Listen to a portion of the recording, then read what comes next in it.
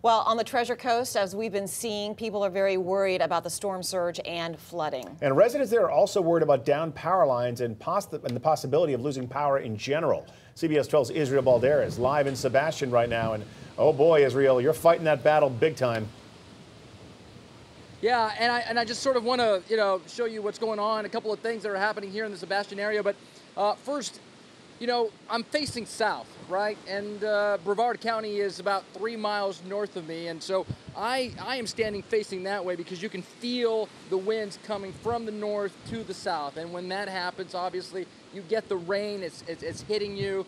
I'm going to keep my photographer, Jerry, out there. He's sort of undercover. I don't want to get the equipment wet.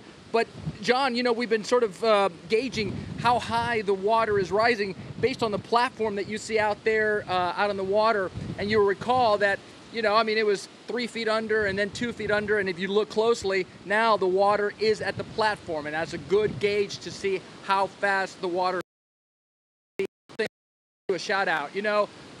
We have seen Indian River County Sheriff's deputies and Sebastian police officers probably 2 every half hour coming by, driving, they're checking in on us. We got another news crew next to us. They get out of their car, they want to make sure we're doing a good job, and they're just driving around the area, making sure that the folks here in Sebastian and the folks in Indian River County, that they are okay. They're still watching over them. Usually they're going to get off the streets when you get winds that are topping 35, 40.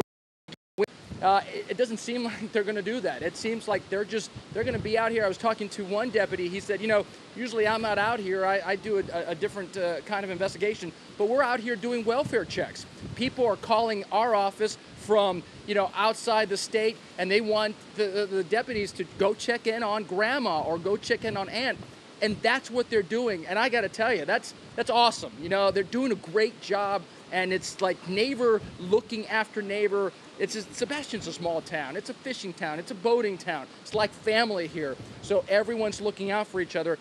And again, as Hurricane Matthew approaches, Jeff Baradelli has been telling you from where I stand, the hurricane, the inner wall is probably going to come the closest to the coast, or it could possibly even can come and make landfall here. So we're going to continue to monitor the situation. And yeah, see, you felt it right there. There was one of those microbursts, John, that you were talking about that you feel every once in a while out here as the hurricane gets closer and closer.